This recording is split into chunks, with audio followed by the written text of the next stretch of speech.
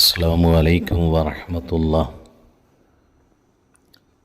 പരിശുദ്ധമായ ഖുർആനിലെ അൽ-ബഖറ സൂറത്തിൻ്റെ അവസാനത്തെ ആയത്തുകൾ, ആമന റസൂലു എന്ന് തുടങ്ങുന്ന ആ 4-5 ആയത്തുകൾ പതിവായി രാത്രി പാരായണം ചെയ്താൽ